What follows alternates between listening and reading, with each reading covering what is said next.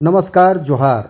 आज अमित शाह रांची आने वाले हैं और उनके स्वागत में बीजेपी के कार्यकर्ता किस तरह से देखिए झूम रहे हैं, गा रहे हैं। यह नज़ारा मैं आपको दिखला रहा हूं रांची एयरपोर्ट से।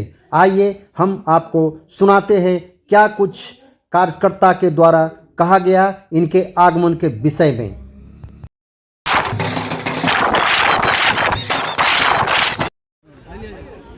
रांची में गृह मंत्री जी का आगमन हो रहा है, इस विषय पर आप क्या कहना चाहेंगे? कितना उत्साह है भारतीय जनता पार्टी के कार्यकर्ताओं में?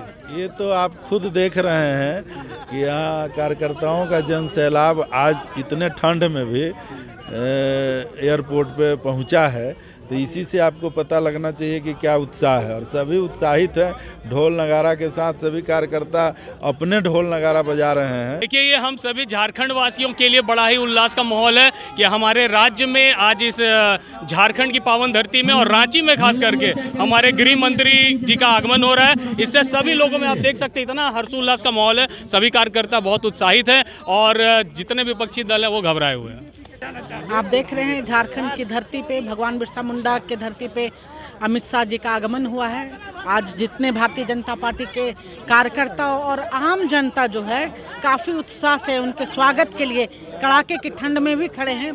तो एक तरह से आप कह सकते हैं कि इनका करिश्मा है कि इनके नाम से ही लोग आते हैं। आने वाला समय एक बहुत बड़ी बदलाव का संकेत भी है।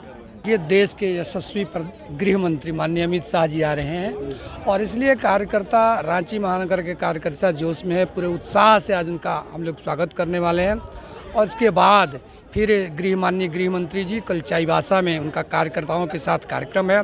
और निश्चित रूप से ये कह सकते हैं कि आने वाला जो समय है भारतीय जनता पार्टी का, और इसी के लिए आदरणीय गृह मंत्री जी आ रहे हैं। कार्यकर्ताओं में ऊर्जा भरने का काम माननीय गृह मंत्री जी करने वाले हैं। किस तरह का उत्साह है? हम लोग के भारत के भाग्य विधाता झारखंड के पावन धरती पर आगमन है, तो हम लोग बहुत हर्षित हैं, उल्लासित हैं और उनका अभिनंदन करने के लिए इस कड़कड़ाती ठंड में भी खड़ा है।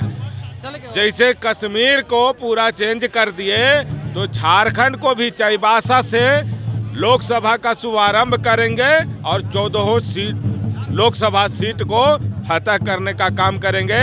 तो ऐसे राम भक्त हनुमान का आज इस बिरसा मुंडा की धरती पे आगमन हो रहा है। न सिर्फ महिला मोर्चा में बल्कि भारतीय जनता पार्टी के तमाम जो कार्यकर्ताओं में उत्साह का माहौल है। जब राष्ट्रीय अध्यक्ष से तब और अब एज केंद्रीय गृह मंत्री के बनने के बाद उनका झारखंड में दौरा है और उनका दौरा या उनका जो दिशा निर्देश कार्यकर्ताओं में हमेशा ऊर्जा का संचार करता है। तो हम भारतीय जनता पार्टी के, चाहे वो महिलाएं हैं या फिर आम कार्यकर्ताएं हैं, सारे लोगों में ऊर्जा उत्साह का माहौल है।